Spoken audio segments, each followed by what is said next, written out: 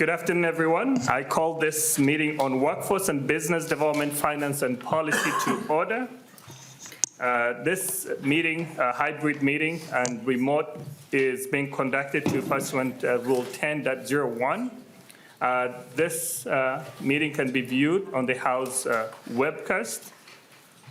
With that, I would like to ask the committee legislative assistant, Mr. Badri, to now take the roll. Chair Noor. Present. Chair Noor present. Vice Chair Zhang. Present. Vice Chair Zhang present. Lead Hamilton. Present. Lead Hamilton present. Baker. Here. Baker present. Davni. Davni. Frankie. Frankie present. Frankie present. Greenman. Greenman present. Greenman present. Haley. Haley present. Haley present. Jurgens. Jurgens present. Jurgens present. Cagle. Here. Cagle present. Katiza Watun. Present. Katiza Watun present. Olson. Present. Olson present. Zhang. Present. Zhang present. Davni. Davni.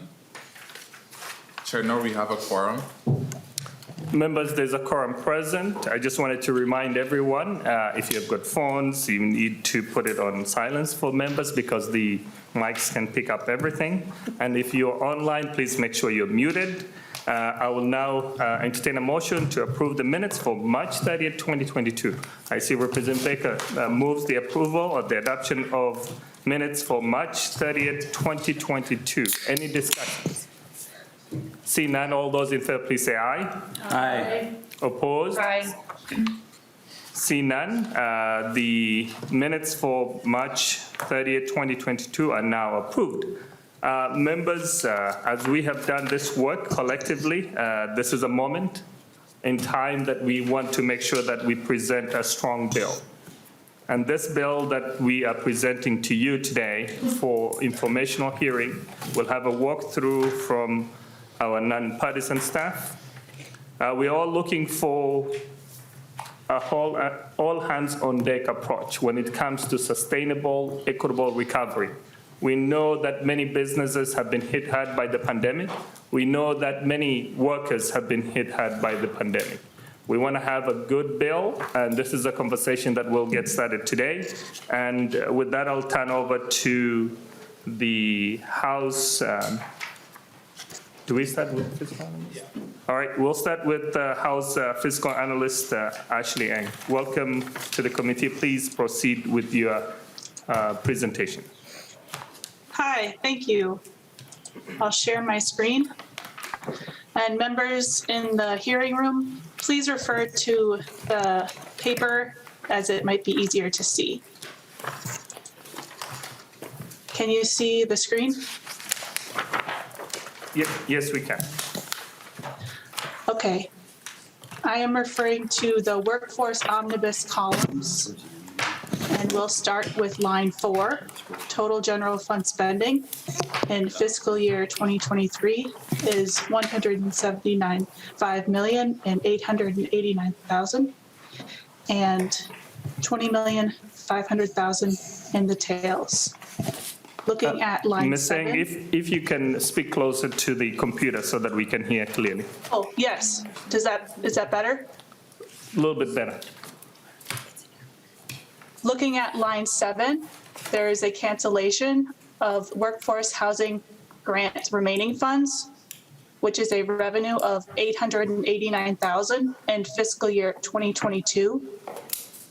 And on line 9, the total general fund impact for the current biennium is $175 million and $20,500,000 in the tails. Going down to the business and community development items, looking at line 27, there is $1 million in fiscal year 2023 to Minnesota marketing and $1 million in the tails. On line 33, there is $470,000 in fiscal year 2023 and $1 million in the tails to the Office for New Americans.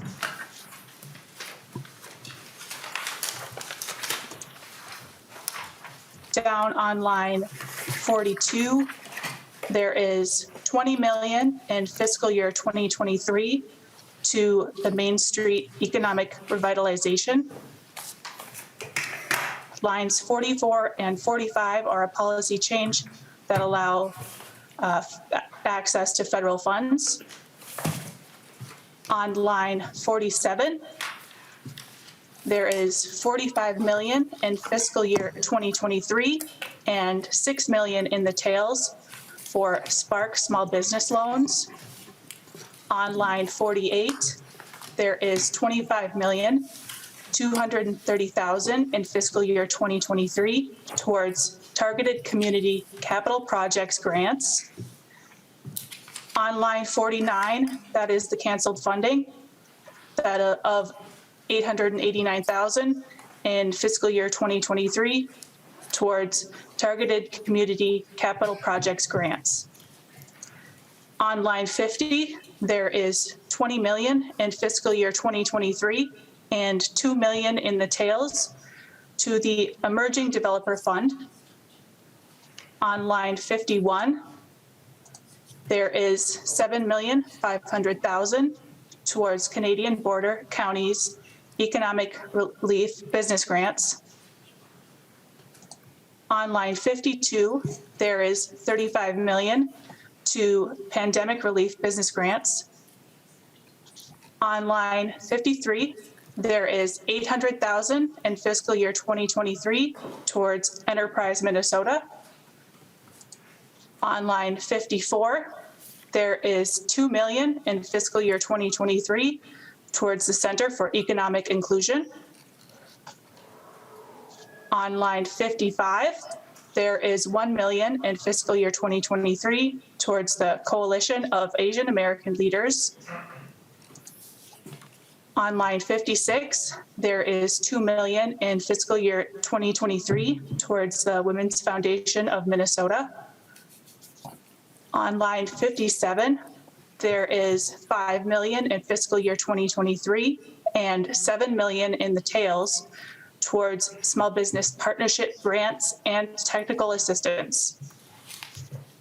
On line 59, there is $4 million in fiscal year 2023 towards child care grants. On line 59, there is $5 million in fiscal year 2023 and $3,500,000 in the tails towards redevelopment and demolitions. Looking at the workforce development area, there is on line 66, there is $1 million in fiscal year 2023 towards the New American Employment Support Services from the general fund. And looking at the Workforce Development Fund, on line 69, there is $500,000 in fiscal year 2023 towards Teen Teamworks. On line 70,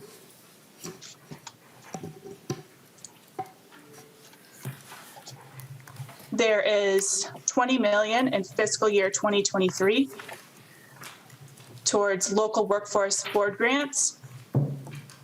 And on line 71, there is $5 million in fiscal year 2023 towards youth technology training. That totals for the Workforce Development Fund of $25,500,000. That concludes my presentation of the spreadsheet. Thank you so much, Ms. Sang, for that presentation. Members, any quick question that you have on the spreadsheet? We'll go into the details from the House research. All right, with that, we go to Ms. Shelley. Welcome to the committee. Please proceed with your presentation. Chair and members, Anna Shelley, House Research. So Ms. Sang has already gone through all the appropriations in the A22-0405 amendment. I'll now be moving on to the policy provisions, which is Article 2, beginning on page 17 of the bill.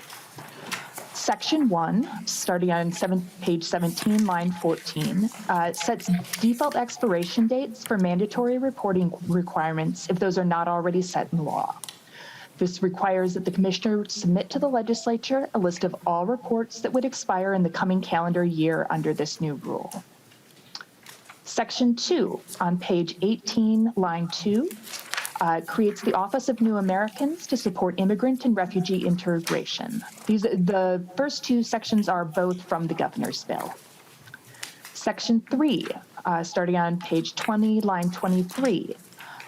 This section would include tribes and the municipalities eligible for the contamination cleanup program. This is also a governor's item. Section 4, beginning on page 20, line 27. These are changes that restructure the pay for performance job training incentives, including changing the amounts of awards according to the hours and pay level of the job that is gained or retained. Also governor's language. Sections 5 and 6 of the bill, starting on page 23, line 4, these modify the Main Street Revitalization Grant Program to allow the commissioner to waive the matching fund requirement for grants to projects located in low-income areas. Section 7, beginning on page 24, line 22. This section creates the Spark Small Business Loan Program for statewide loans to businesses with less than 50 full-time workers.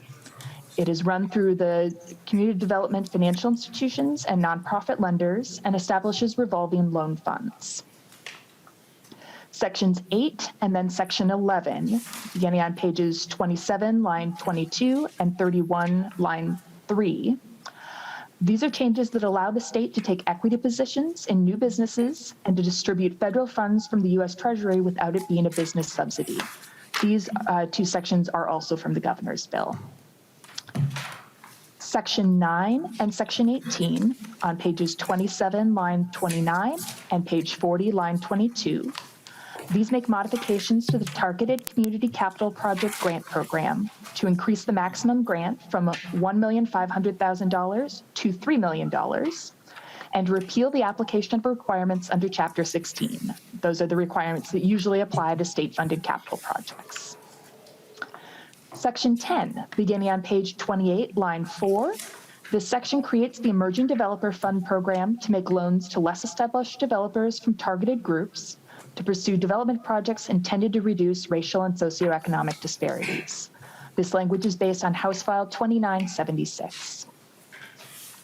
Section 12, beginning on page 32, line 21, it makes modifications to the Pathways Program so that participating businesses rather than private businesses are mentioned.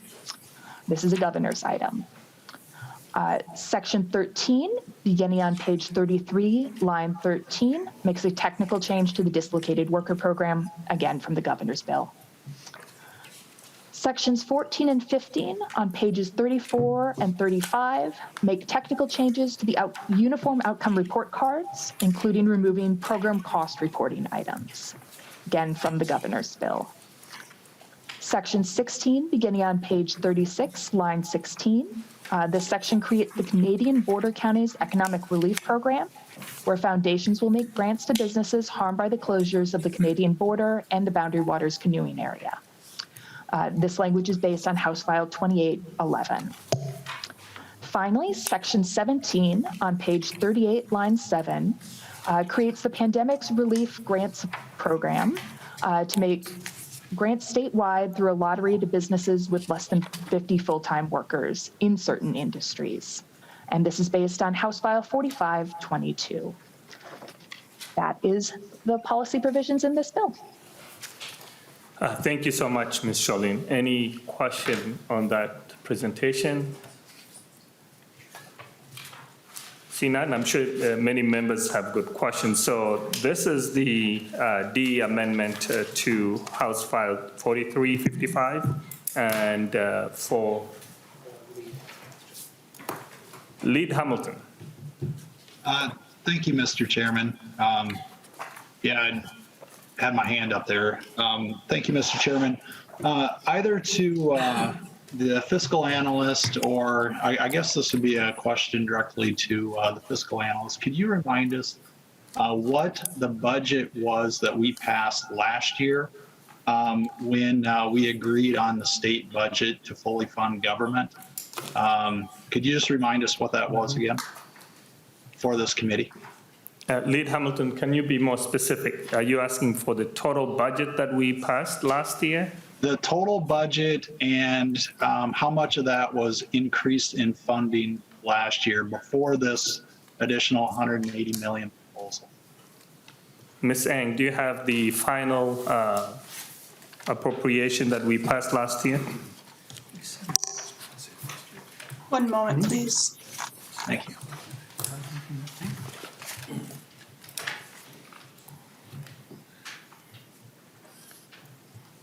While Ms. Eng is looking through, I think that information is publicly available. I don't recall the exact numbers. It's online and also can be viewed by the public.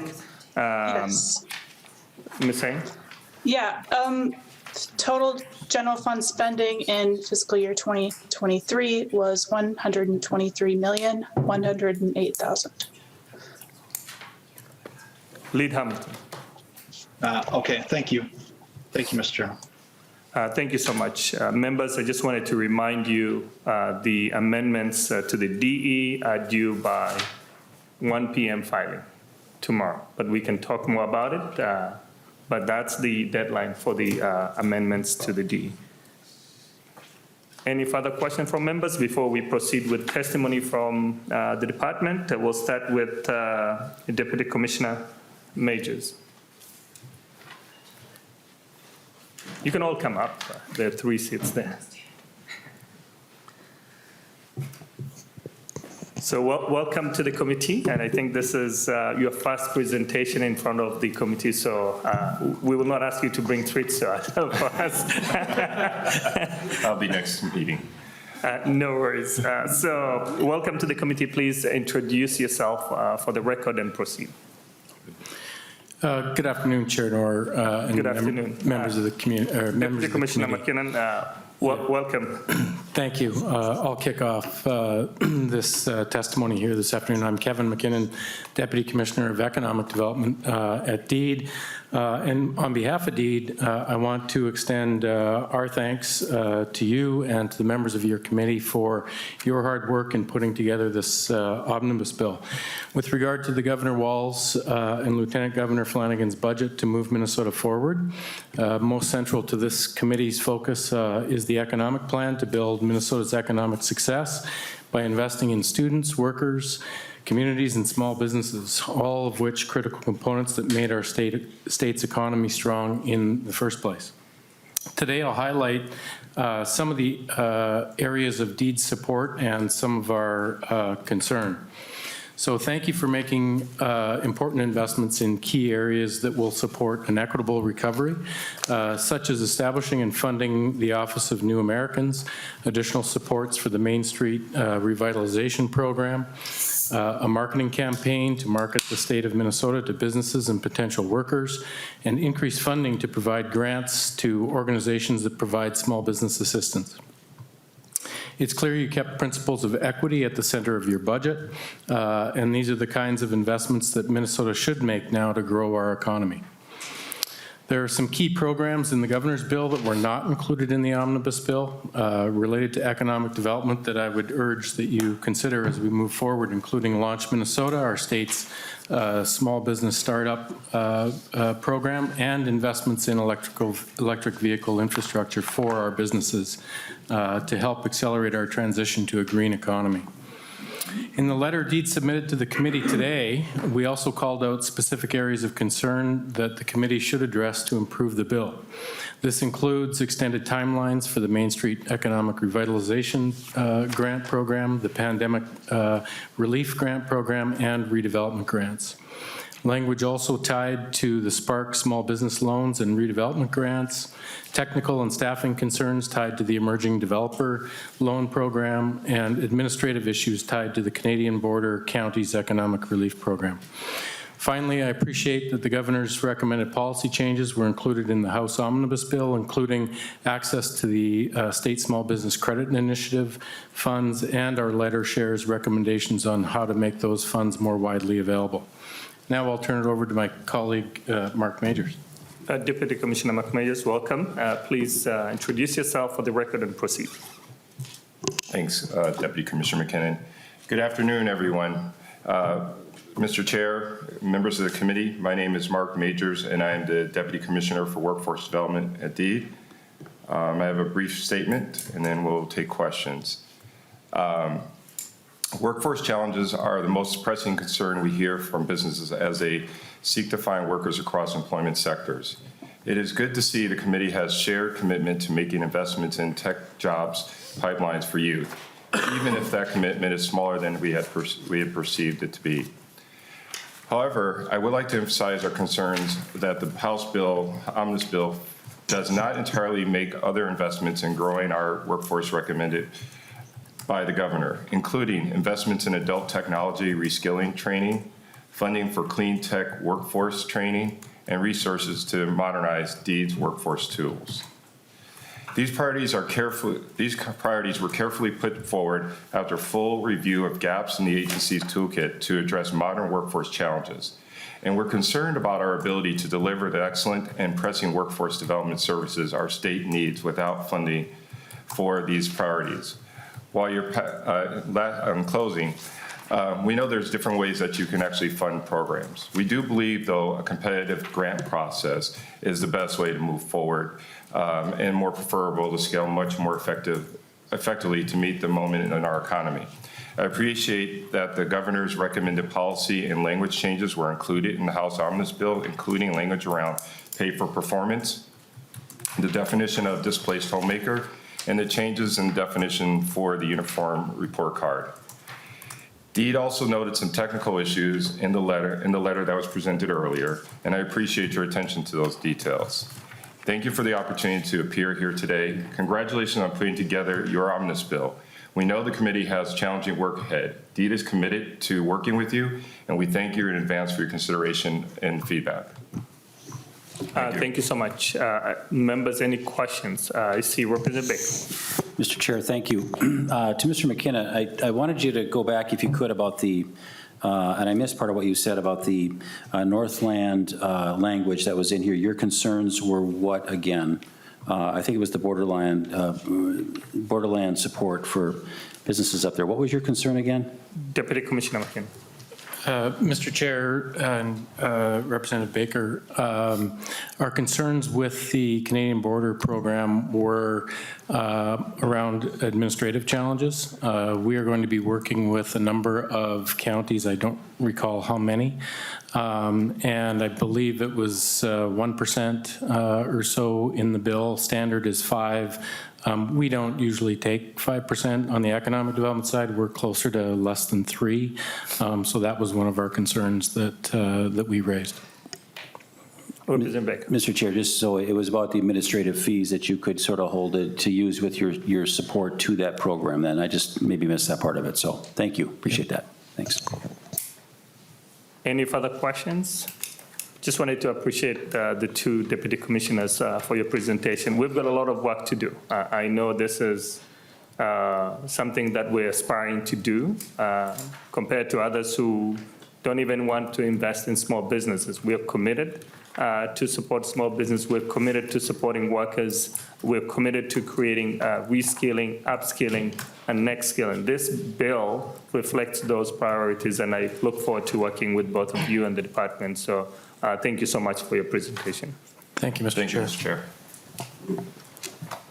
With that, we move to the other testifiers. Elena Gadam, welcome to the committee. Please introduce yourself for the record and proceed with your testimony.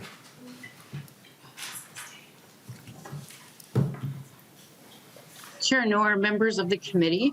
My name is Elena Gorder. I'm the Chief Executive Officer with the Metropolitan Consortium of Community Developers. I'd like to thank you and the committee for your thoughtful consideration and inclusion of two funding areas we are advocating for this year on behalf of our members and community partners, which is House File 2978 and House File 3733. The Small Business Partnership Grant Program, formerly the Business Competitive Grant Program, has never seen a base increase since it was created in 2011. However, the $7 million one-time funding added last year to this underappreciated state program has already demonstrated the greater impact we can have across the state for businesses owned by Black, Indigenous, and people of color, women, people with disabilities, and veteran entrepreneurs. Because of the increase, 37 organizations, both in Greater Minnesota and the Twin Cities metro area, have been able to help hundreds of small businesses. This is up from the 14 that have been able to tap the funding in the past. During the past 2 years, Minnesota has relied on CDFIs and nonprofit economic development organizations to distribute hundreds of millions in financial assistance to small businesses while providing skilled advising services to work with these businesses to help them adapt and survive the economic impacts of the pandemic. DEED does not do this type of work and relies heavily upon this network of community-based organizations that work directly with small business owners across our entire state. These organizations are proud to do this work, and we're fortunate that this infrastructure was in place prior to the pandemic.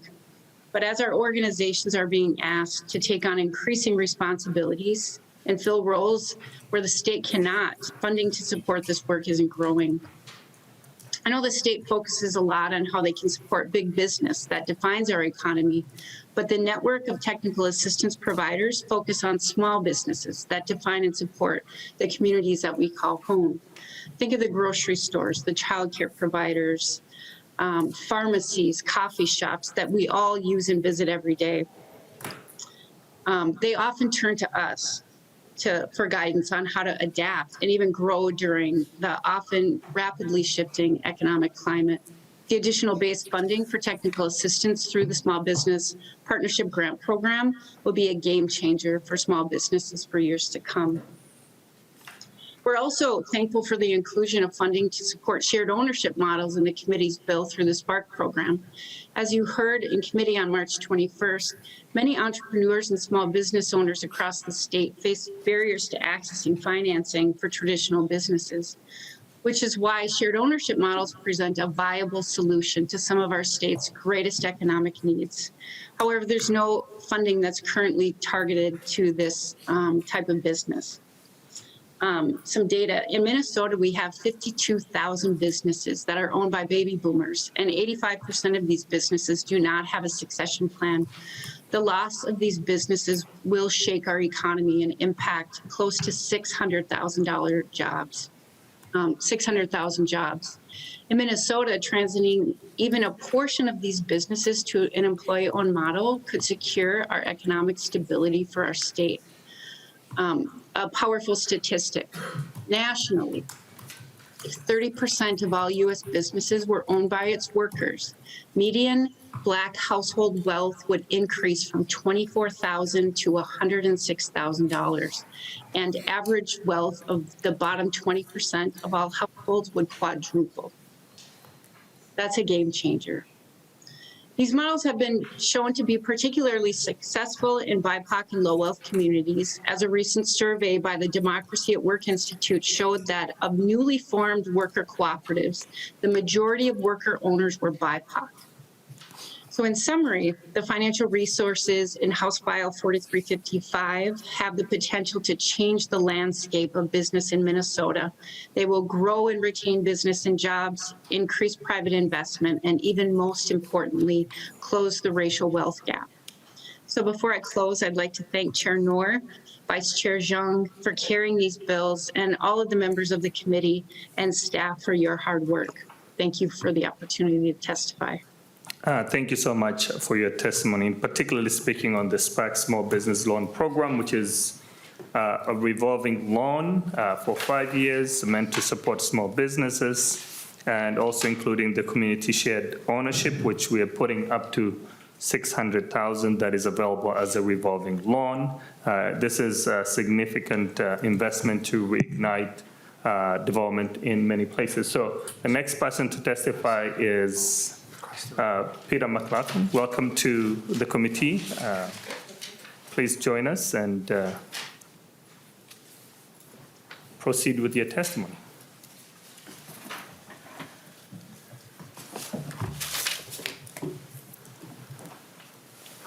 Thank you, Mr. Chairman. It's good to be back at the Capitol. How many years ago? Many years ago, 85 to 90. I was a member of the House, and it's always good to be in front of a House committee. So thank you, Mr. Chairman, and thank you, members. I'm Peter Mclaughlin. I'm the Executive Director of the Local Initiative Support Corporation, Twin Cities, LISC. We are one of 39 local offices around the country, and including one in Duluth. So there are 2 LISC offices among the 39 offices of LISC. We're a nonprofit organization that provides capital for people, places, and projects that have difficulty accessing capital through the normal means. We are a recipient of the Main Street Grant, along with our partners led by the Minneapolis Foundation and Propel. Duluth is also a recipient of both a loan and a grant out of the Main Street Revitalization Program. We appreciate the attention that the Main Street Program has given in your bill, Mr. Chairman, and appreciate the changes that you have proposed. I'm here to advocate one additional change. It's a change in how the loan guarantee money that was appropriated last year by the legislature can be used. We have been in consultation with LISC Duluth and our national finance people, and we would like to offer a suggestion that would mobilize a substantial private capital. We think there's a better way to do that than the current language. We support that mobilization of private capital into these projects, and the suggestion that we have comes from our consultation with our New York LISC office, which helps to mobilize that capital.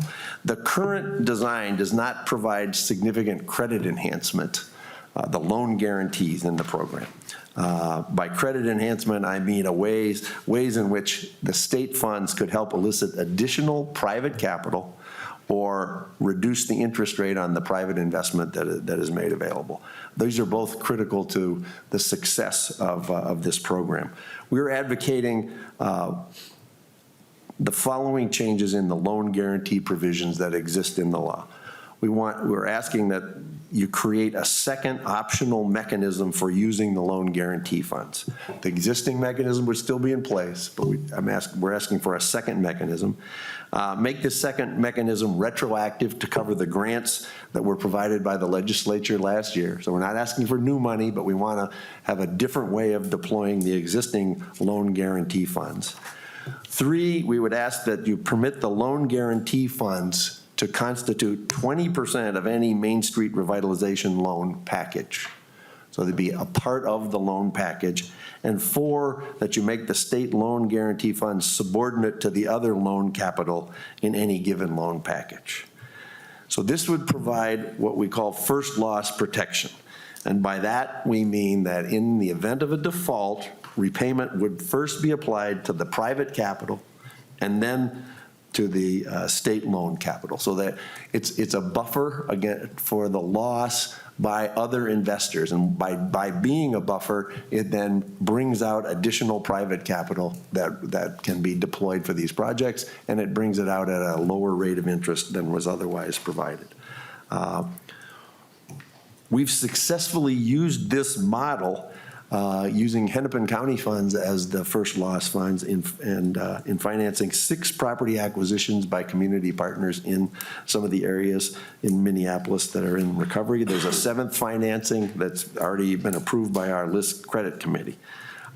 It's helped us to procure 2 major project-related investments, PRIs, from the Bush Foundation, the McKnight Foundation, a significant grant and credit enhancement from JP Morgan Chase, and a preliminary commitment for an additional PRI investment from another major Minnesota corporation.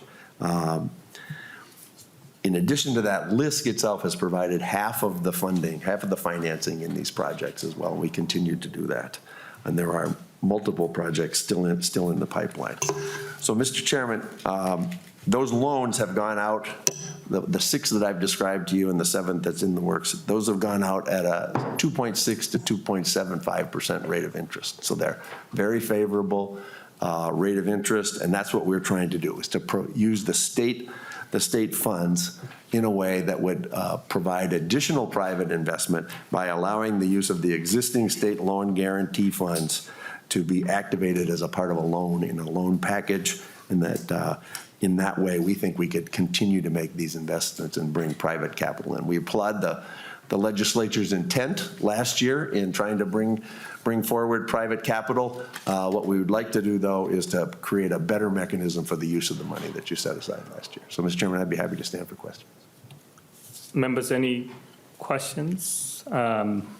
Mr. Mclaughlin, I believe you're working with the department. They've seen the language that you're proposing. We are going to be we're sending it over. It's just being drafted right now. We're working with the House Counsel, and we'll be, our intention is to work with the department as soon as we get that language drafted. Representative Baker.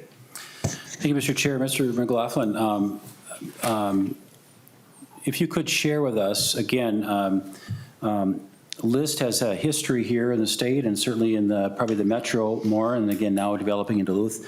Can you just give us an idea about, when we're in this line of business, and I've been on EDA boards, and we always have some default loans, and can you give us just an idea over the last few years, what's an average, what are your defaults that we're looking at if you're asking for the state to kind of be that last paid back kind of an amount? What should we expect from loans don't always get paid back. So what do you see happening in these kind of things with your defaults? Thank you, Mr. Chairman, Representative. Number one, we expect the loans to be paid back. Right. Number two, I'd say Duluth, I can't quote the number. I think the List office there has been in existence for 25 years, so it's got a track record. We've been in existence for over 30 years in the Twin Cities, and List nationally has been in existence over 40 years. Our default rate is less than 1% on the loans. So we expect to be paid back. We do, very, very in-depth credit analysis. And the only way we can continue to get private investors to come into our deals is if they get their money back. And so we understand that requirement, and we would apply that in this case as well. Thank you. Thank you. So I also understand that there's that collateral, the 5 C's as we keep on talking about, that whenever you're investing, there's that collateral that you already have. If in the event of a loss, you can collect based on that. The individual borrower brings equity to these deals as well. Yes, Mr. Chairman. All right. Thank you so much. Any further questions? I don't see that. So thank you so much for that. We'll look forward to adding the amendments as we get it. Thank you so much. All right. Thank you very much, Mr. Chairman. The next person is Ms. Perez, Gloria Perez. Welcome to the committee. Please introduce yourself for the record and proceed. Good afternoon, Chair Noor and Lead Hamilton. My name is Gloria Perez, and I am President and CEO of the Women's Foundation of Minnesota. Thank you for the opportunity to testify in support of House File 4355, which will provide funds for the Women's Foundation to invest in the tools needed to build, retain, and strengthen generational wealth for Black women. Thank you, Chair Noor, for including this provision in your Omnibus bill, and thank you, Representative Moran, for raising this important issue in your proposal. For 39 years, the Women's Foundation has made community investments across the state and advanced policy to create a state where women, girls, and their families thrive. Our commitment to systems-level change that centers community extends from our historic investments in Minnesota Girls Are Not for Sale to the Young Women's Initiative of Minnesota, and continues today with investments in research and policy change. With the Center on Women, Gender, and Public Policy at the Humphrey School, we produce the state's leading research on the well-being of women and girls every 2 years. And last month, we released our 2022 Status of Women and Girls research to provide important data about what is happening in our state. Members, you received a copy of the report, and I hope you'll find it useful as you make data-driven policy. The data from our report and the community voices we center demonstrate that the essential building blocks of economic security and wealth building consistently shortchange our Black, Indigenous, Latina, immigrant, women of color, and other women of color. The wage gap continues to shortchange all women, and most significantly, women at the intersections of gender, race, and ethnicity, women who are Latina, Black, or Indigenous. On average, Minnesota women make 81 cents for every dollar that men make. The gender wage gap experienced over a lifetime is one of the most important drivers of the wealth gap between men and women. Another key driver of the wealth gap is the gap in home ownership. Discriminatory housing practices like redlining and racial covenants have limited the ability of Black families to acquire the most important building blocks to wealth, a home. Again, when we intersect race, ethnicity with gender, we see that women who are Black, Latina, or Indigenous face the most significant barriers. There's also a significant gap between men and women when it comes to business ownership, another important pathway to economic security and wealth building. Of the over 375 firms in Minnesota, only 32% are owned by women, and of those, only 5% by women of color.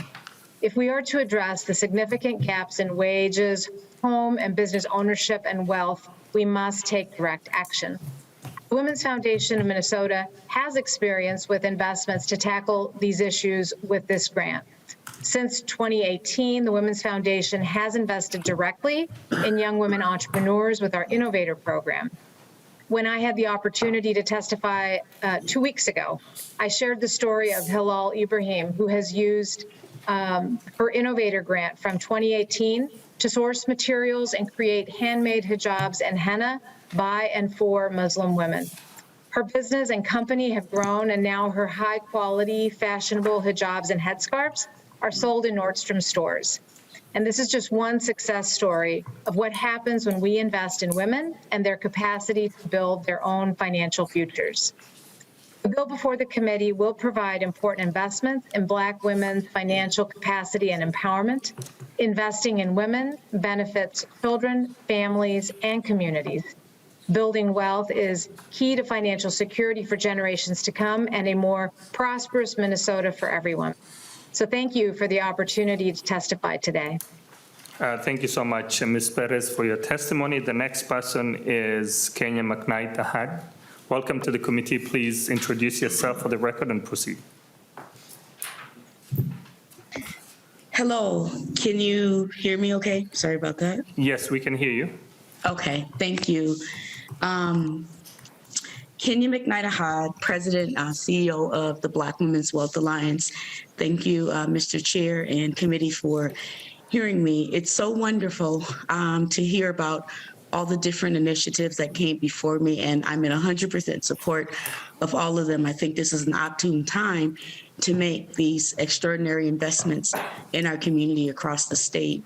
My work is focused on uplifting Black women, African-American women in the space of wealth, and we do it through a cultural lens. We've been around since 2014, started as a work group of 20 Black women meeting at McDonald's on West Broadway in North Minneapolis, and we've expanded out over the last 8 years to serving up to 4,000 Black women across the state who are business owners as well as workers and students, helping them understand cultural wealth education, providing them with business, cultural, technical support, and also directly investing grants and some equity capital into their businesses, but also helping them purchase homes, paying for closing cost assistance, or down payment assistance, closing cost, assisting with credit, assisting with whatever they've identified as barriers to them building wealth. We operate in the space of intermediary, where we get our people ready to succeed and to participate in the broader programs. And we have to do that through our cultural lens and moving beyond just education, but helping them with direct implementation of building their knowledge, their skills, their networks, and understanding of the broader entrepreneurial and workforce systems. And we do that seamlessly through navigational support. Our work is critically important, and what we're asking for is an expansion or just resources to help our existing fund called the Asset Wealth Fund. Again, today that fund has contributed over $2.5 million to Black businesses across the Twin Cities and Greater Minnesota and the suburban areas, businesses, students, as well as, workers who are looking to grow their careers, but they need training, they need help paying for different classes and things to grow, opportunities for themselves. I'll just talk about one quick example here in how we fill gaps, which our work is critical because we can fill those gaps. We worked with one of the largest Black construction companies in Minnesota now, Tri Construction, who was not lendable by most of the, existing banks or nonprofits based on a few other challenges they had. So our work, we were able to step in and offer them up to $25,000 in quick equity capital to assist them with being able to complete projects. As you may know, they've worked on the Twin stadiums, the US, the soccer stadium, and a lot of different projects. And they're a growing company. They needed quick capital without process too much. And so we were able to step in and help them.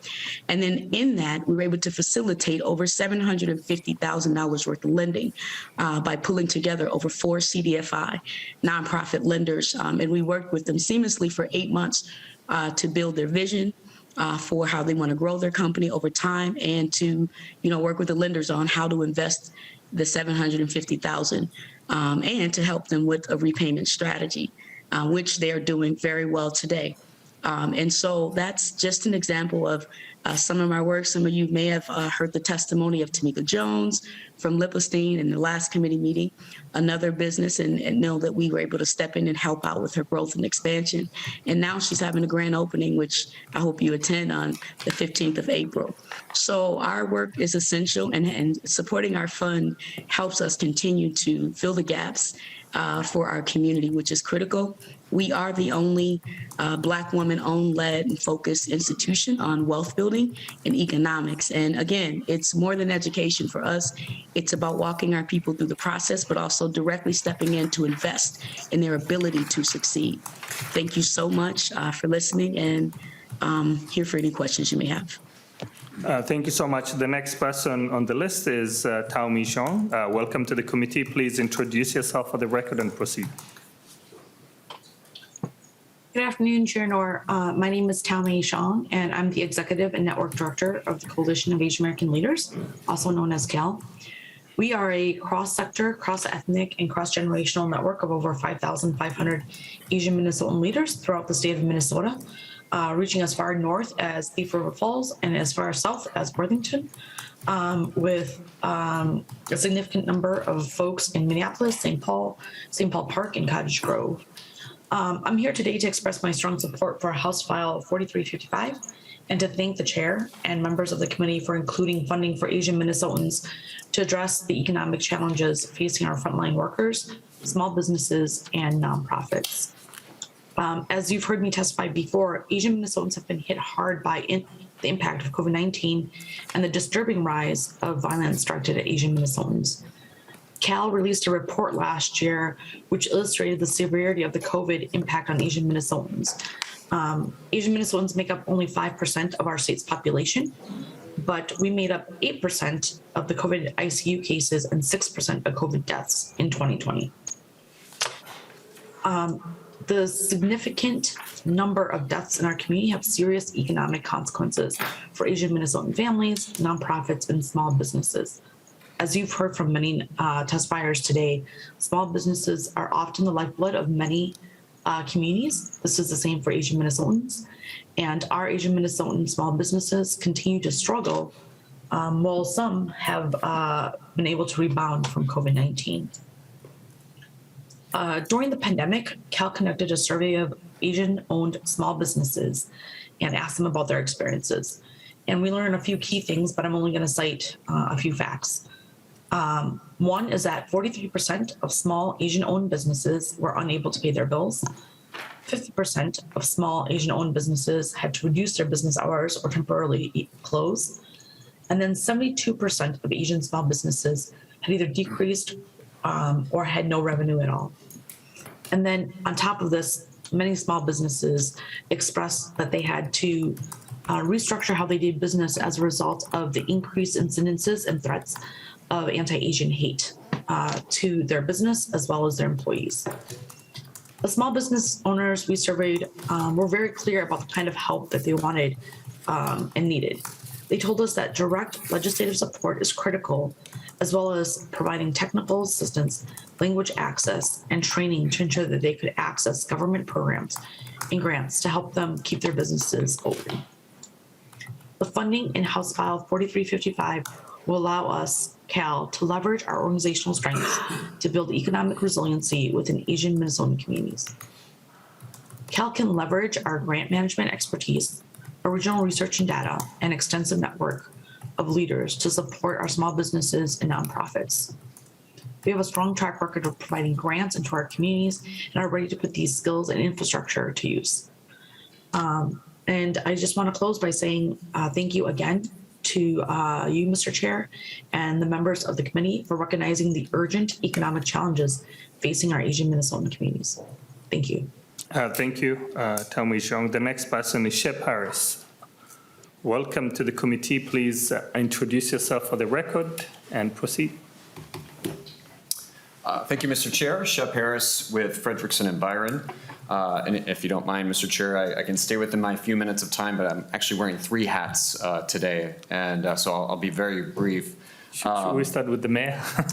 Not that hat. But thank you, Mr. Chair. Members, again, Shep Harris with Frederickson and Byron. I'm here, as I mentioned, I'm wearing 3 hats. The first one is with the Center for Economic Inclusion, and they would like to thank you for including partial funding from Representative Richardson's House File 3250 in the Omnibus bill. That's the Inclusive Job Growth Fund. And House File 3250 asks for $10 million, my apologies, $10 million. The chair's amendment includes $2 million in funding. The center does thank you and believes that this, the pay for performance contracts and business development services, which would be a part of the Inclusive Job Growth Fund, are scalable. So we think it's doable, and we say thank you. The center would also just like to briefly thank the committee members, Representative Greenman, Representative Dabney, Representative Xiong, and Representative Olson for your support by co-authoring this bill. Mr. Chair, the next item, in serving thousands of Minnesotans with disabilities who desire ongoing access to various job sectors, the Minnesota Organization for Habilitation and Rehabilitation, known as MORE, would like to encourage inclusion of House File 4075 in the Omnibus Finance Bill. This bill has been chief authored by Representative Xiong and co-authored by Representative Hamilton. It proposes a $2.28 million $2.285 million ongoing annual increase to what's known as the Extended Employment Provider Rate. This was done 7 years ago by this committee, and so we're back, unfortunately, because of the marketplace. The rate increase can help providers stay competitive in the marketplace with adequately hourly wages for staff who provide these invaluable workplace supports to people with disabilities. And finally, Mr. Chair, on behalf of thousands of Somali young adults across the state who participate in activities with Kajog, I'd like to also encourage inclusion of Representative Hassan's House File 4117 in the proposed omnibus bill. As you might recall from a hearing that was held in this committee, this bill proposes $2 million in one-time funding for a statewide phlebotomy training and certification program through Kajog and the Pathway Career Training Center. This would address a staffing shortage around the state in this particular medical field. So, and of course, Kajog would like to thank Representative Gomez and Representative Xiong for co-authoring this bill as well. Thank you, Mr. Chair, and thank you, members, for your time and consideration. Thank you so much, Shep Harris, for that. The next person to testify is Baba Lutang. Welcome to the committee. Please introduce yourself for the record and proceed. Thank you, Mr. Chair. My name is Earl of Baba Litang. I go by Baba, B-A-B-A-L-E-T-A-N-G, last name. Thank you again, Mr. Chair and committee members. Thank you for the opportunity. I represent Neighborhood Development Center, NDC, and I just want to testify in our support of House Omnibus Bill HF 4355. I have been with NDC for 16 years, and I had firsthand opportunity to see the effectiveness of the program that NDC works support to small businesses at the mid and lower market. And NDC has a track record. So everything that we're doing right now is not just talking about something we wish to do or hope to do. It's something that we've already done, and we've been asking for support, not just for NDC, but for the community to continue to help small businesses. So today I really want to express our gratitude for the support, and especially in this bill, for all what, the provision made to support the small businesses.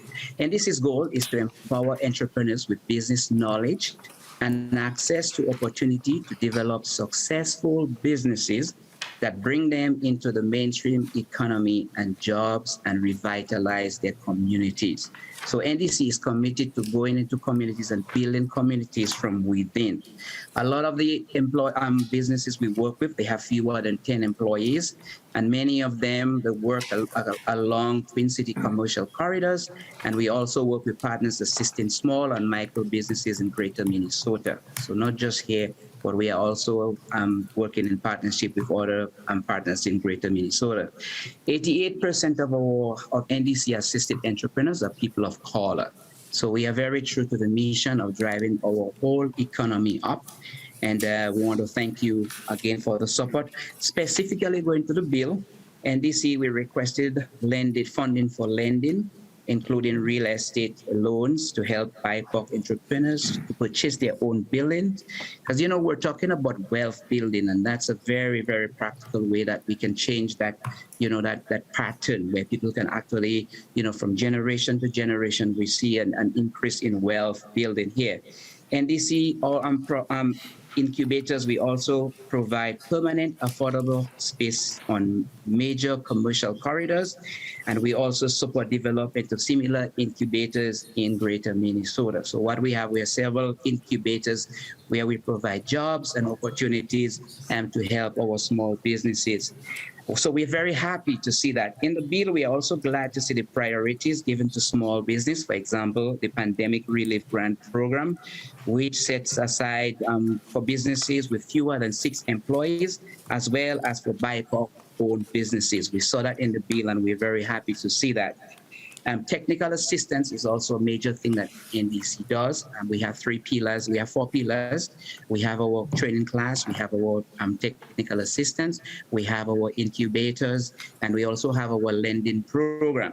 And technical assistance is very important, not just to our small businesses, but NDC, because of the partnership we've developed over all these years since we've been in existence, we work with partners. So we are here not just supporting our own organization, but also helping other organizations to continue to do the work and provide even more strategic technical assistance. So NDC is very grateful that that provision makes additional funding here for technical assistance.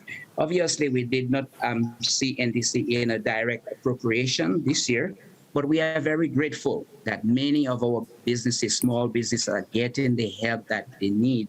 And I really want to emphasize that this year especially is a very, very important year as to the decision that we make in terms of trust.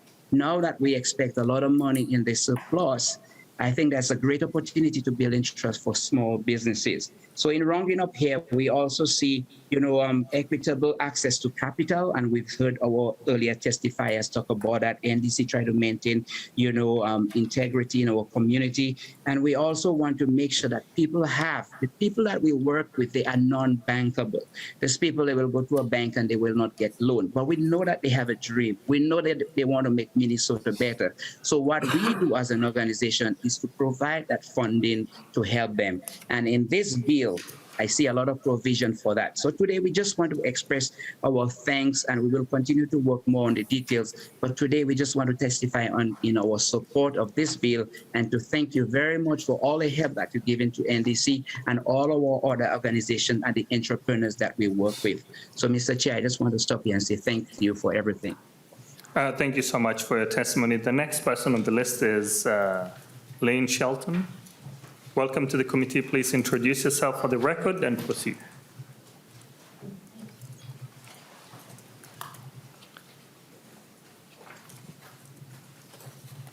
Thank you very much, Mr. Chair and members of the committee. My name is Lynn Shelton, and I serve as the Vice President of Marketing and Organizational Development for Enterprise Minnesota. And Enterprise Minnesota is a nonprofit consulting organization that works with Minnesota's small manufacturers throughout the state to help them compete and grow profitably. And we want them to be the employer of choice in their communities by providing excellent careers for all their residents. We're here today to thank each of you for including the Growth Acceleration Program, or what we call GAP, in the House Omnibus bill in the amount of $800,000 for the remainder of the the biennium. Since 2008, this program has on average proven its return on the state's investment by at least $15 for every dollar invested. Some manufacturers have testified that these funds conservatively have yielded 30 to 1 per investment. GAP helps small manufacturing companies in Minnesota get the help they need to stay in business, keep their employees, and grow. It has helped hundreds of Minnesota small manufacturing companies across the state with business improvement services that they might not otherwise afford without this hand up. All companies awarded GAP resources must match every dollar from the state with a dollar of their own. The state has invested in GAP for 11 years. It has achieved widespread bipartisan support because it helps manufacturers create and retain high-quality jobs and brings economic stability to local communities. Manufacturing is a key economic driver in our state's economy, and particularly in greater Minnesota, where manufacturing jobs are most often the lifeblood of local communities. To qualify for GAP, manufacturers or manufacturing-related companies must be located in Minnesota, must operate as independent profit centers, and employ 250 or fewer full-time employees. They must work from a solid business plan, demonstrate a tangible economic need. The program is administered by Enterprise Minnesota, and DEED acts as the fiscal agent. In addition to GAP benefiting companies, its benefits ripple throughout Minnesota's economy. 1 in 7 jobs in Minnesota are manufacturing related, and every job created by manufacturers generates almost 2 additional jobs. That's over 33% of all state jobs. The results are impressive. An independent survey of manufacturers who have received GAP shows that they have collectively created and/or retained 12,556 jobs. They have boosted and retained company sales by $1.4 billion and saved $206 million in business costs. And these companies have invested $583 million in their plant equipment, technology, and employee skills development. Looking back over the last 2 years, the COVID economy did not hit all manufacturers with equal measures of pain, as did the Great Recession of 2008 and 9. It's true that some of our manufacturers are still trying to survive against difficult fluctuations in demand. Others are struggling to keep up with rapidly growing demand within targeted sectors. Our point is that these diverse circumstances highlight how your inclusion of the GAP program in the jobs bill will provide small manufacturing companies with enhanced productivity, internal efficiencies that will help them cope, and continue to provide communities well-paying jobs with benefits. And as I mentioned when I testified on March the 9th, all of you have manufacturing companies in your districts, and all of you have constituents who work for those companies. Once the session is complete and you have a bit more time to breathe, Enterprise Minnesota would be delighted to arrange a tour for you for your manufacturing constituents. It's a lot of fun to see the amazing products made right here in Minnesota. So on behalf of the small and underserved manufacturers throughout the state, I hope the full legislature will help them grow and remain employers of excellent careers through this $800,000 authorization. Thank you for the opportunity to testify today. Thank you, Mr. Chair. Thank you so much for your testimony. If there's no any question, the next person on the list is Sam Ritchie. Welcome to the committee. Please introduce yourself for the record and proceed.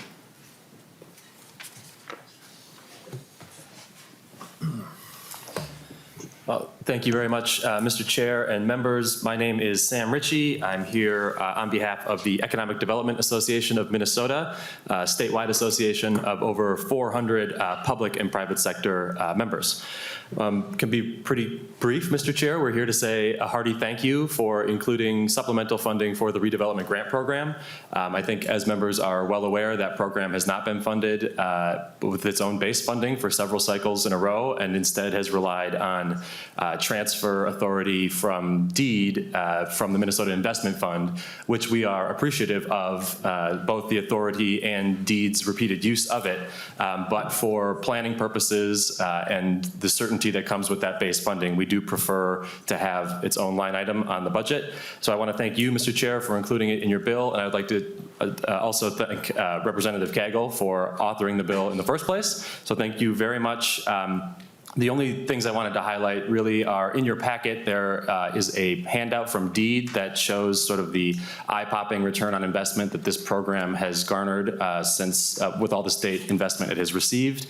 And I also believe that our friends from Metro City have a letter in your packet also supporting this program. So the only other note I wanted to make to the committee was that I believe the latest round of redevelopment award letters were sent out on Friday. And my understanding is that that program was completely drained again, and there's still about 1.75 million in requests that were not able to be funded out of that. So always oversubscribed. So thank you very much for your inclusion of funding for 2023, Mr. Chair.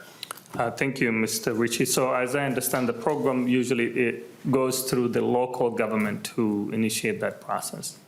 Correct, Mr. Chair. All right. So thank you so much for your testimony. Thank you. The next person on the list is Scott Mcmahon. Welcome to the committee. Please introduce yourself for the record and proceed.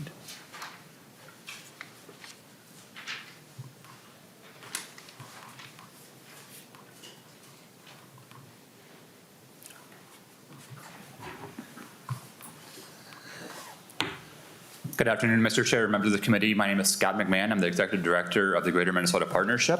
We're a coalition of businesses and local governments throughout Greater Minnesota, working on addressing the jobs and economic expansion challenges and opportunities throughout our communities.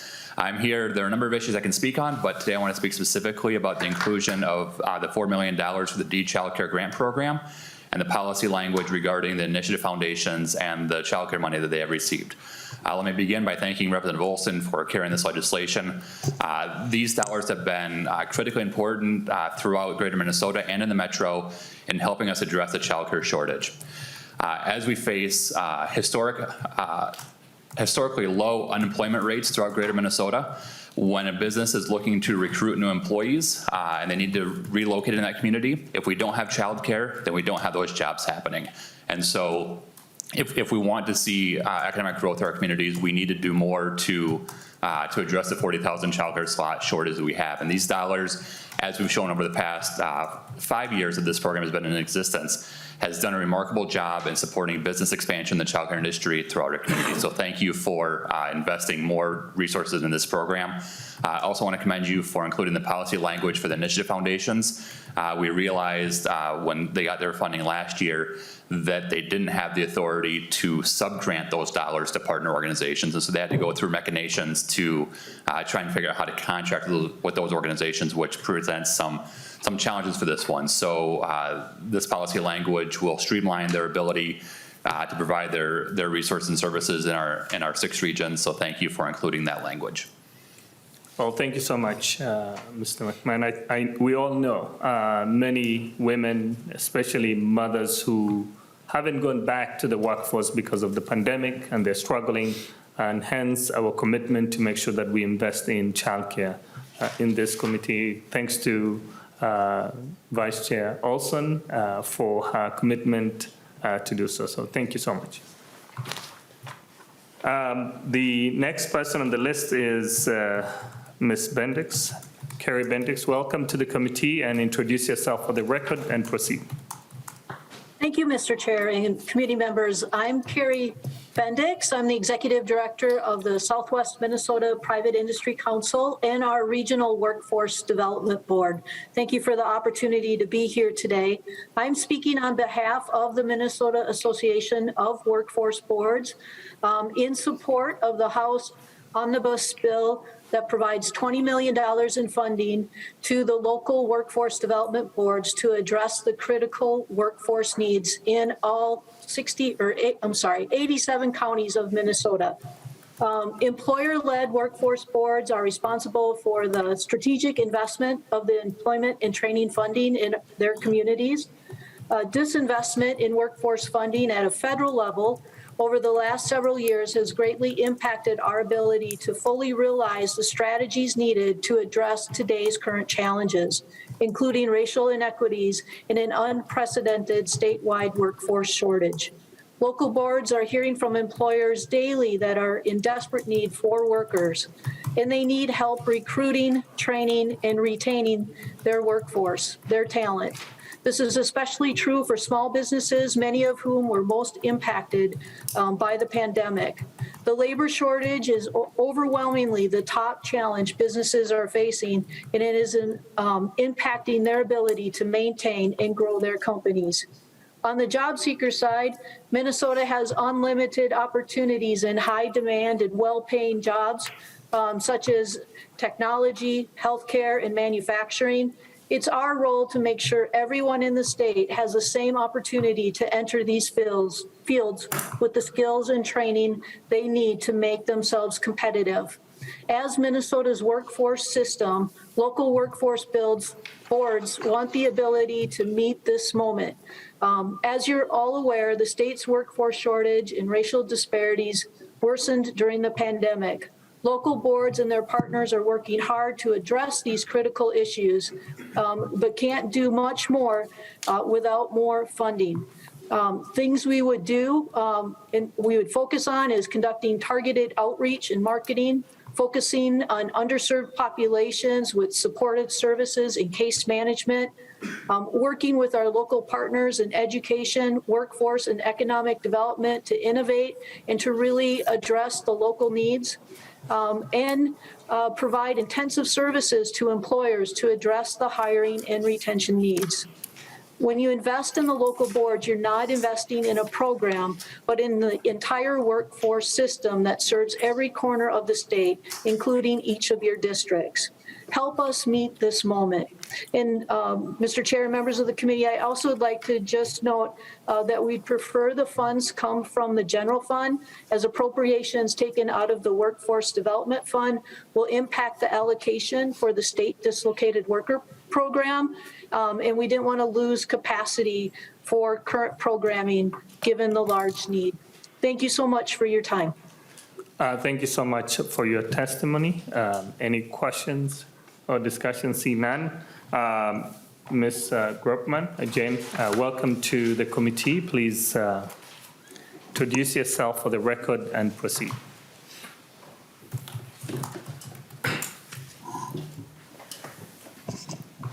Chair Noor and members of the committee, I'm Jane Grottman, the Executive Director of the International Institute of Minnesota. Thank you for including House File 3807 in the Omnibus bill to support agencies working with new Americans. We are grateful for your hard work on this committee and the inclusion of support for new Americans in our state. New American workers are a critical part of the future of our workforce. They are younger workers compared to native-born workers, and the majority of new workers in our labor force. As I stated last time, over 97% of the new workers in our state in 2017 were new Americans. Pretty remarkable statistic. They also spend $12.4 billion annually in our state, so quite a bit of spending power, and pay $4.5 billion in taxes. So this investment in this bill will help support immigrants at all educational and work levels, so that they can move up the economic ladder more quickly, integrate more quickly in order to thrive in our state. So thank you, Chair Noor and members of the committee. Happy to stand for any questions. Any discussions? Seeing none, thank you so much for your testimony. The next person is Shelley Hansen. Welcome to the committee. Please introduce yourself for the record and proceed. Good afternoon. I'm Shelley Hansen. I'm the president of the Hibbing Area Chamber of Commerce in Hibbing in Greater Minnesota. I appreciate the opportunity to speak on behalf of the businesses in my community. Last week, I spoke on House File 4522, which is in regards to grant funding to specific businesses that were affected by COVID. And we know that many of our businesses received different types of grants and loans throughout the COVID period of time. And now we're looking at new challenges within our communities. And we heard quite a bit of talk about labor, payrolls, supply issues throughout even today's hearing. And I can give you a few specific examples right in my own community of the things that are happening here. In the area of payroll and labor shortage, I'm finding that I have one business that's paying $3,000 more a month in salaries for employees with less employees. And then on top of it, he still has to close one day a week because he doesn't have enough labor. I have another employee who's paying double minimum wage in order to get employees. And this would have been somebody that normally in these positions would have paid around minimum wage or a little bit more for experience, longevity, good performance. And now she's not even able to do that because she's already paying double the minimum wage that she would have normally paid before. In the area of supplies, I can talk about one young woman who has a supply chain issue, so she can't get her materials when needed. She went out and took a personal loan so that she could have the capital money available so that she could take advantage of getting the supplies when it was ready and available and have it for her business.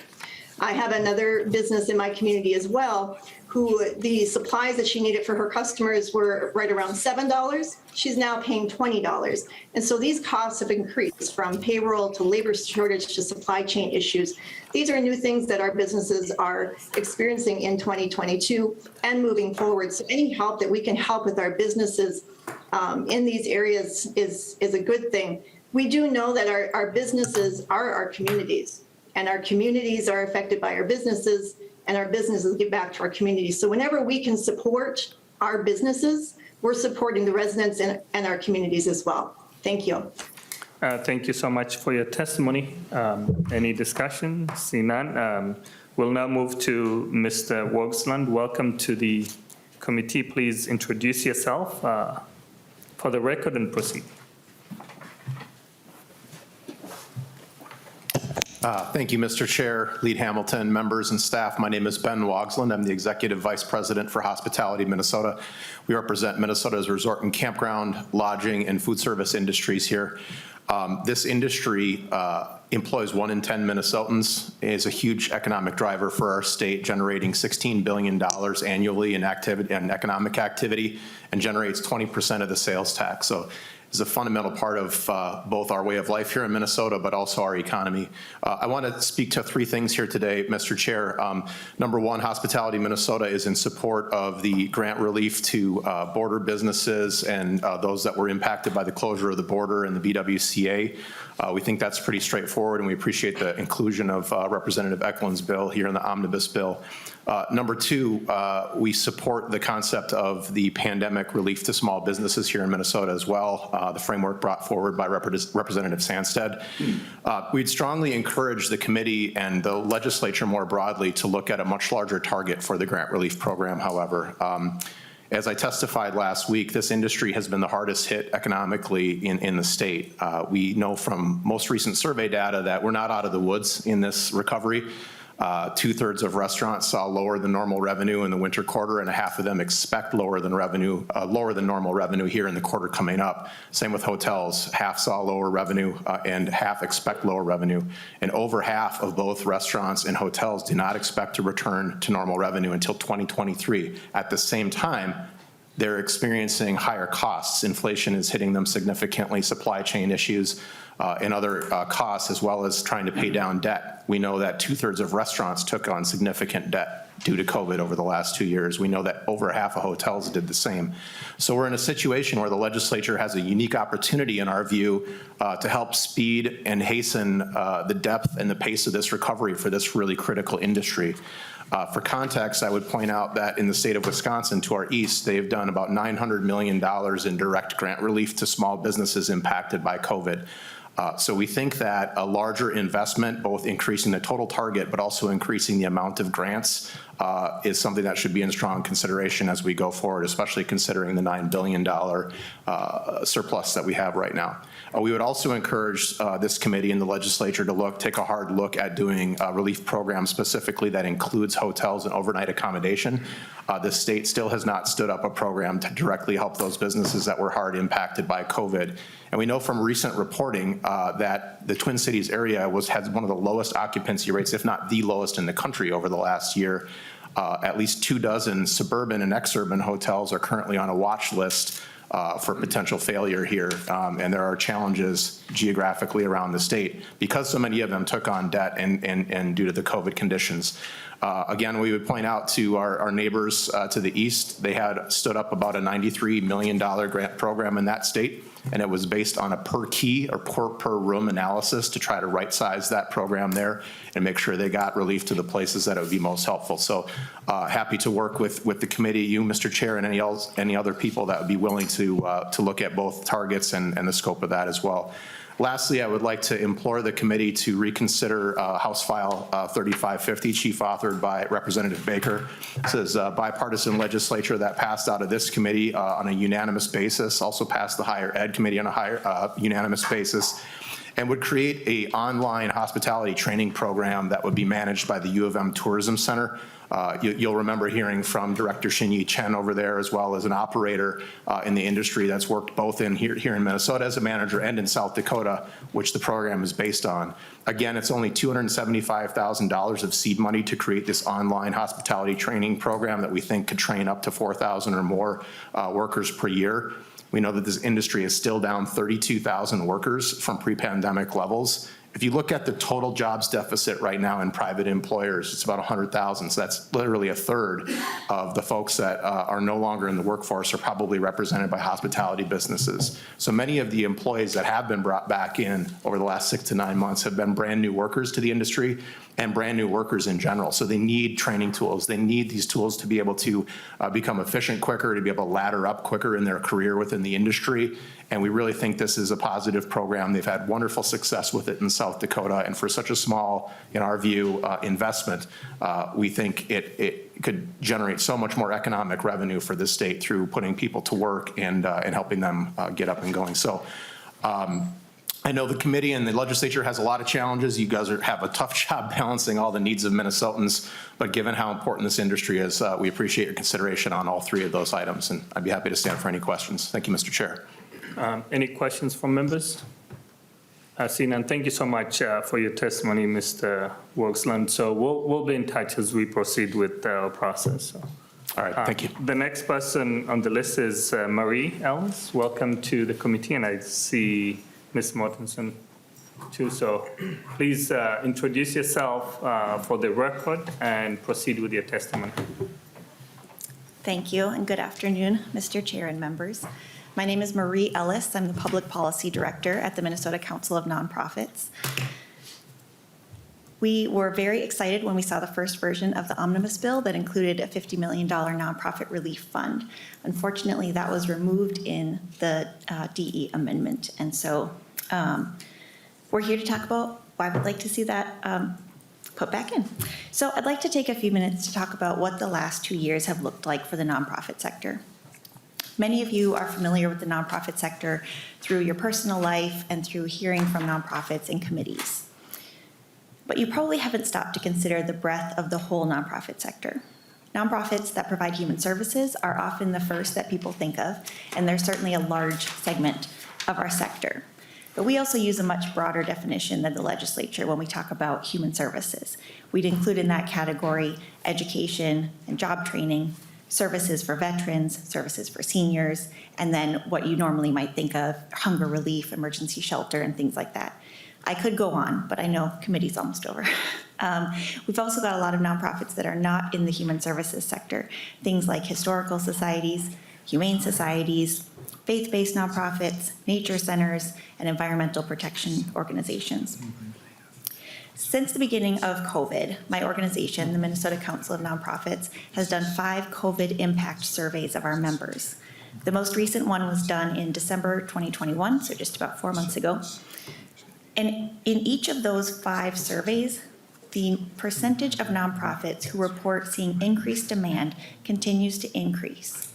So I think we might assume that there was a spike in demand for nonprofit services at the beginning of the pandemic, and that that's been slowly recovering, and it's simply not the case. There was a spike, and it just keeps going up. So nonprofits are continuing to see a lot more demand. For almost 2 years now, we've been dealing with increased cost, as I said, increased demand, epically uncertain funding, workforce shortages, and volunteer shortages. In that same survey, we saw that about half of nonprofits can only operate for 12 months or less before they exhibit financial distress, and most of those were 6 months or less. Members, our sector is running on fumes. We've been talking with nonprofits about what they need, and we carefully created a proposal for a nonprofit relief fund that would provide general operating grants to nonprofits that have experienced financial stress due to COVID-19. We're asking for $200 million, which would be split 50-50 between the 7-county metro area and greater Minnesota, and that nonprofit relief fund would prioritize nonprofits hit hardest by COVID. Small nonprofits, especially in greater Minnesota, nonprofits that provide human services, again with that very broad definition, and culturally specific nonprofits, those that support historically underserved cultural communities. I can't stress enough the vital work that nonprofits have been doing with, again, increased demand, increased costs, uncertain funding, workforce shortages, and volunteer shortages. Our state needs nonprofits to continue their critical work, and they need your support right now.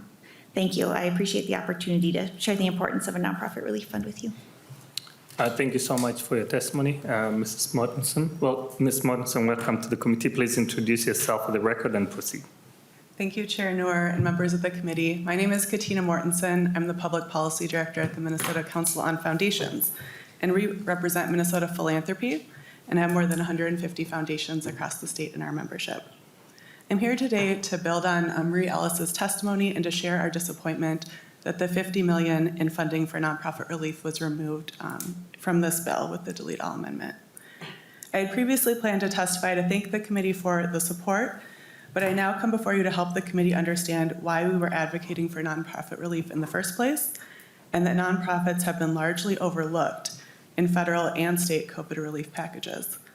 That pattern is unfortunately unbroken given the changes made to this bill.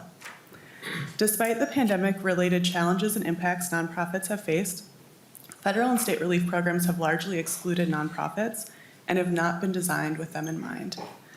You might be wondering, hasn't there been federal relief for nonprofits and didn't we pass some at the state level? There is a one-pager that we included that kind of goes over it in detail, but I'll briefly summarize. At the federal level, PPP loans were very important for nonprofits. The problem was that fewer than half of the eligible nonprofits in Minnesota received them.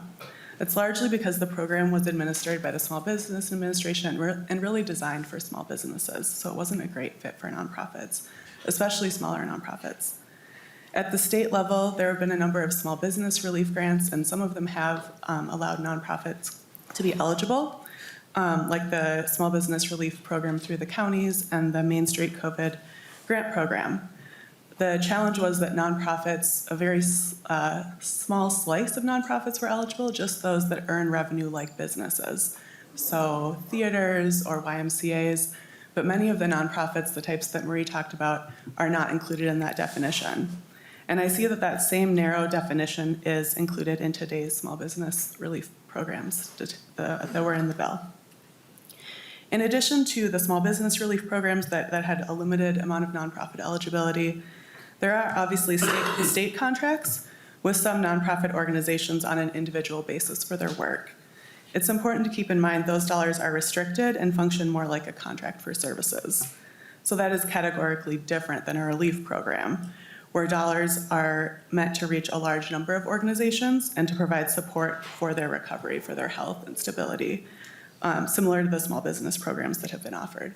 So we're really looking for that for the nonprofit sector. Our state's approach to date has excluded the vast majority of nonprofits from accessing relief dollars, and the Nonprofit Relief Fund would remedy this lack of relief by supporting nonprofits that provided critical services to community members during the pandemic, like homeless shelters, food shelves, mental health supports, culturally specific offerings, and more. These nonprofits do not earn revenue like businesses, and they faced exploding demand, a decimated volunteer force, and had to make quick and often very costly operational and safety changes during the pandemic.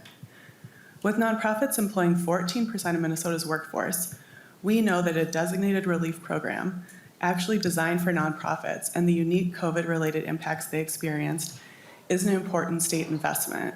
Minnesota philanthropy has stepped up and given more during the pandemic, but the magnitude of the challenge cannot be tackled by philanthropy alone. A one-time state nonprofit relief program is needed, and we are disappointed that it was not included in this bill. It was part of the governor's recommendation, and it has been introduced by Representative Hollins and Representative Moran in House File 4749. So we'd be happy to work with the committee on this, and we'd really like to encourage this inclusion in the Omnibus bill. Thanks for the chance to testify today. Thank you so much. We really appreciate the work being done by nonprofits.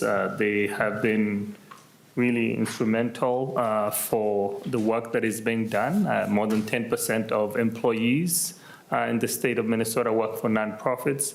My quick question is, I know the ARPA funds, the federal funds, the top category lists nonprofit. Were there any funds that were allocated through the ARPA funds, or was there any conversation to provide any support to the nonprofits through the federal funds? Do you want me to? Ms. Ellis. Yes and no. Like you said, the ARPA funds, it's very clear in the in Treasury's regulations that they can go directly to nonprofits. They can be used for that purpose.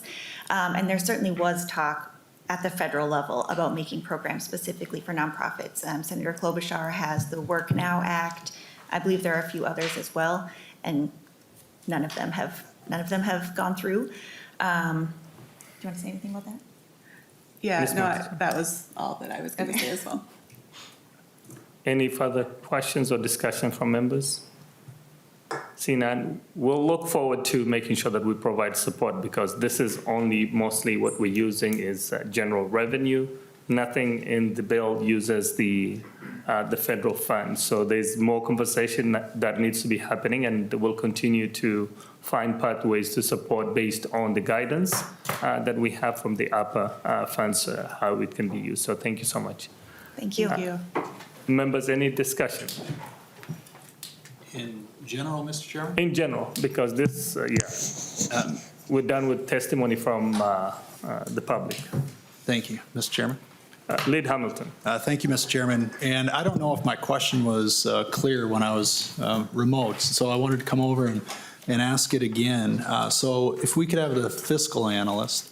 My question is this, Mr. Chairman. It was around the total budget, I believe, for this committee for deed for fiscal year 2022 was $294 million, and 23 was $130 million. And then is this an additional $180 million to that budget? That was my question, the DE amendment. So the DE amendment focuses on a budget that we can work with as a committee so that we can put those issues that have been put forward by the members. So this is our proposal of spending some of the surplus that we have had from many people asking us to make sure that we invest in Minnesotans when it comes to childcare, when it comes to workforce, when it comes to supporting small businesses. And Mr. Chairman. Lead Hamilton. And Mr. Chairman, we did address some of that, not to this extent, right? But we did address some of that in last year's bill that we did pass and was sent to the governor. And so again, this is another $180 million additional dollars to what we passed last year. And that was my point, correct? This is a budget that we're working with this year, yes. Although it's not a budget year, this is something that we feel comfortable moving forward in investing in Minnesotans. Thank you, Mr. Chairman. Any further questions? Representative Baker. Thank you, Mr. Chair. I think I just wanted to maybe make a statement as well. Again, disappointed that some things didn't get in the bill. I know our dollars are limited. Certainly we'll be bringing you lots of ideas for the next meeting that we can have, and we'll try some amendment swings. And you know, you've always been an open chair to listen and to look for other opportunities. Again, I was surprised, I think, that The folks that brought the Kajug idea didn't have the money for the phlebotomy training. I think that was a really well-thought-through project. I know Mr. Harris talked about that a little bit today, and I know in my community that would make a difference. I think that we see that as a real plus. I know that the hospitality program that Mr. Wogslin had mentioned as well, extremely low cost, and to try to bring up the industry that was by far most affected, and we tried to do it in a really smart, low-cost manner that, in fact, in every committee stop that we went to, we got asked the question, but yeah, is this enough money? And we really thought it was. And so it's about as efficient as you can ever ask the industry to do its own program to start helping a pipeline, which for us in hospitality, we're years away from really kind of seeing some significant increases in trying to retain, hopefully, some workers. So I'm hoping that you'll be open. We'll put together some ideas. I know at least from my own work, and we have work to do. I know the bill's not done, and I know that you've got more to do. And but we look forward to working with you more because, again, our workforce responsibility is as important to find the right ideas with also getting out of the way for employers to do what they need to do. So thank you, Mr. Chair. Well, thank you so much. Chair Duggan. Thank you, Chair Noor. And first, I want to thank you for the bill. I think actually we can solve a lot of Minnesota's problems for relatively small amounts of money with bills like this. Because if we can work on things like closing the wealth gap between, bluntly, folks who look like me and folks who look like you, we can solve a whole bunch of the rest of the problems by themselves. Every one of us looks at it and goes, well, I wish there was a little something more here or a little something more there. I may be talking to you on the floor this afternoon. But I persist in a state of confusion. And we hear some members on the opposite side of the table telling us that the budget was set last year and there's no need for further spending. Should be confused. And then we hear other members of the party on the other side of the table telling us we need to spend more. And it's this perpetual state of confusion. We passed a budget last year, that's true. We passed a tax bill last year, that's true. We have long-standing policy in some areas. That's also true. So either we have the resources to invest in Minnesota and make a difference, or we don't. Or maybe let me put it this way. I think we can all agree we have the resources. The question is whether we have the political will to invest in a better Minnesota.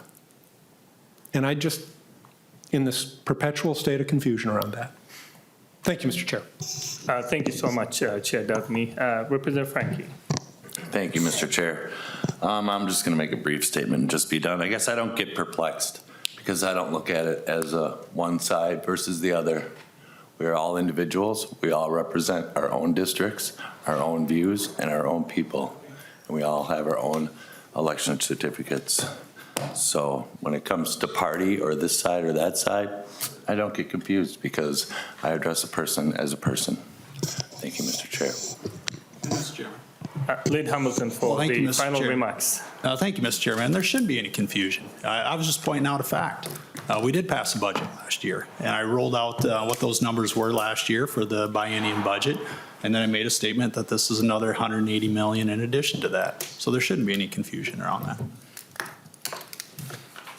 Well, I really appreciate the robust conversation. It's going to be lively on Wednesday when we go through this process. I ask for your support, and hopefully we'll send the bill to the floor and support small businesses and support many folks who've been left out. So thank you so much.